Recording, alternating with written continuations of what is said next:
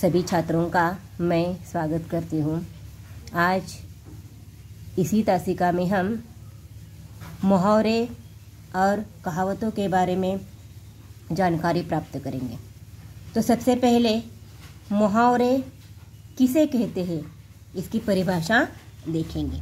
तो देखिए, मुहावरा जो शब्द समूह भाषा के सामान्य अर्थ को विशेष ढंग से प्रकट करता है उसे मुहावरे कहते हैं। जो शब्द समूह भाषा के सामान्य अर्थ को विशेष ढंग से प्रकट करता है उसे मुहावरे कहते हैं। तो देखिए, इस पाठ में कुछ मुहावरे दिए गए हैं चित्रों के माध्यम से, और यहाँ चित्रों के माध्यम से यहाँ एक कहावत और मुहावरा दिया गया है। यहाँ चित्र दिए हैं। पहला है घर, दूसरी है मुर्गी, तीसरी है दाल। इसकी एक कहावत बन गई है, घर की मुर्गी दाल बराबर। और यहाँ एक मुहावरा भी दिया गया है। यहाँ अंक दिए हैं 9, 2, कुल मिलाकर 11, 9, 2, 11 होना। तो इसी आधार पर कुछ चित्र दिए हैं जोकर के। देखिए, पाठ का नाम जोकर है, तो यहाँ सभी जोकर के चित्र दिए गए हैं और चित्रों के माध्यम से मुहावरे उसका वाक्य में प्रयोग किया गया है। तो देखिए, सबसे पहले जो मुहावरा दिया गया है इसमें पहला है जान पर खेलना। जान पर खेलना, इसका अर्थ क्या है? प्राणों की परवाह न करना। तो देखिए, यहाँ जोकर अपनी कला दिखाते समय अपनी जान पर खेलता है और लोगों का मनोरंजन करता है। तो वाक्य कैसा बन गया? जोकर अपनी जान पर खेलकर कलाबाजियां दिखाता है। यह हो गया पहला मुहावरा। दूसरे मुहावरे में क्या दिया? देखिए, यहाँ भी जोकर का चित्र दिया है। जोकर यानी कि यहाँ ठहाका लगाना, यह दूसरा मुहावरा गया। ठहाका लगाना, इसका अर्थ क्या होता है? जोर से हंसना। देखिए, यहाँ जोकर हंस रहा है। तो वाक्य में प्रयोग किस तरह किया गया है? जोकर झूठ मूठ का ठहाका लगाकर लोगों को हंसाता है, यानी कि उसके मन में हंसी नहीं होती, फिर भी लोगों का मनोरंजन करने के लिए वह झूठ मूठ का हंसी अपने चेहरे पर लाता है और लोगों को हंसाता है।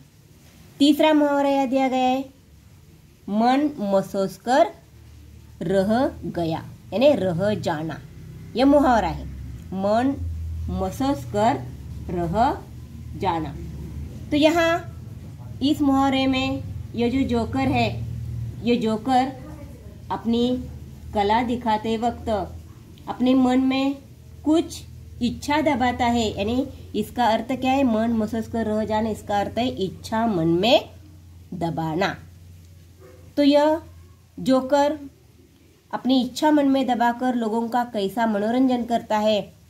तो वाक्य कैसा बन गया? यहाँ उचित प्रतिसाद न मिलने पर जोकर मन महसूस कर रह गया। देखिए, सामने वाले प्रेक्षक जब हम प्रतिसाद देते हैं तो हमें काम करने की अधिक मात्रा में खुशी होती है, लेकिन कुछ प्रतिसाद न दे फिर भी ये जोकर क्या करता है? अपना काम करता है।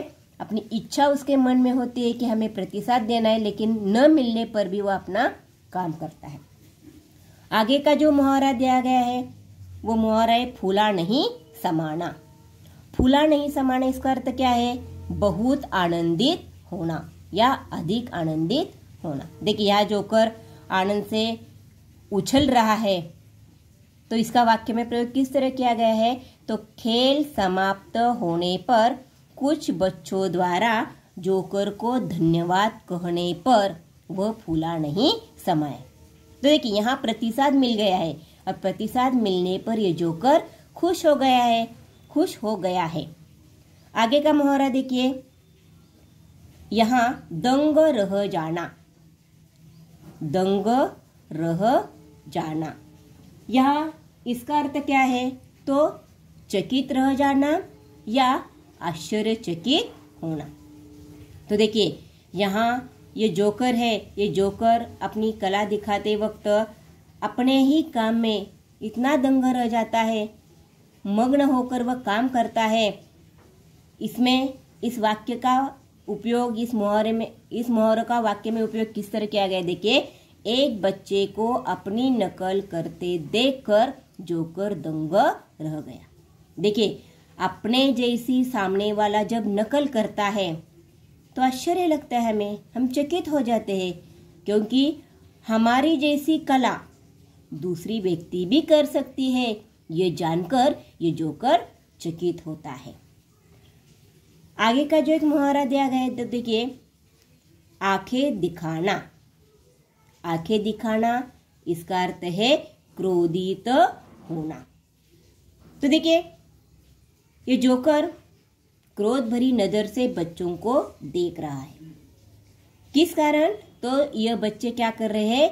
बहुत शोर मचाने लगे हैं, और जोकर शोर मचाने वाले बच्चों को आंखें दिखा रहा था, उन्हें डांट रहा था, क्रोध की नजर से वह देख रहा था। तो इस तरह के मुहावरे हमें प्रश्न पत्र में पूछे जाते हैं।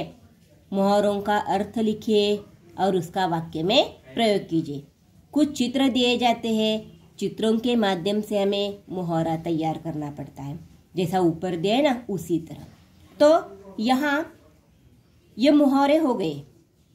दूसरा है कहावतें। अब कहावत किसे कहते हैं, उसकी परिभाषा देखेंगे हम। ऐसे वाक्य होते हैं जिनका प्रयोग लोग बातचीत में करते हैं, इन्हें कहावत कहते हैं। यानी कि यह लोक में प्रचलित है।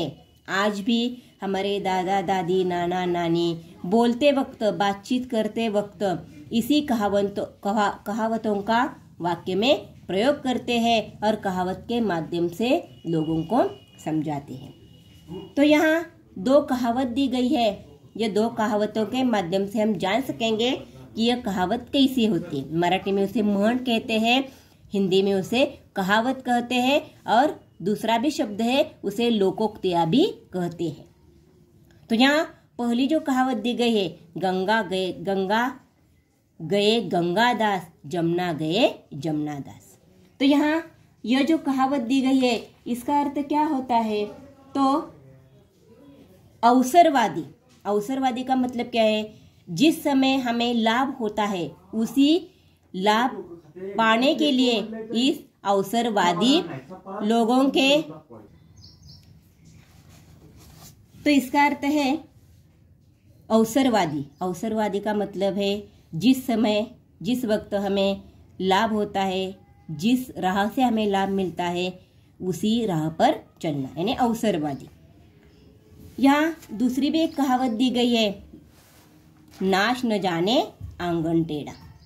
नाच न जाने आंगन टेढ़ा, इसका अर्थ क्या होता है कि अपना दोष छिपाने के लिए औरों में कमी बताना। यानी खुद को कुछ नहीं आता, लेकिन सिर्फ हम क्या करते हैं, मुझे सब कुछ आता है, ये दिखावा करते हैं और दूसरों को दोष लगाते हैं। इसीलिए इस कहावत का यहाँ प्रयोग किया जाता है, नाच न जाने आंगन टेढ़ा। तो यहाँ इस तरह वाक्य बनाया गया है, गाना तो आता नहीं और जोकर कहता है गला खराब है, यह तो ऐसा ही हुआ, नाच न जाने आंगन टेढ़ा।